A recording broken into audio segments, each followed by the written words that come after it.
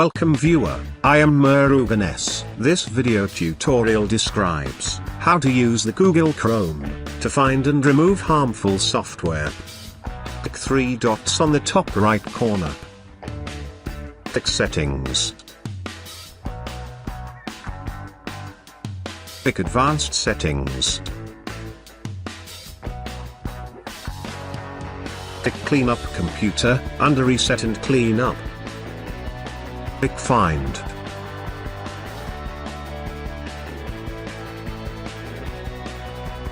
Chrome checking any harmful software on your computer.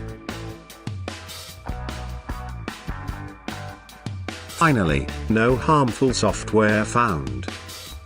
I hope this video tutorial helps to you. Please like, share and don't forget to subscribe my channel. Thank you very much. See you next video.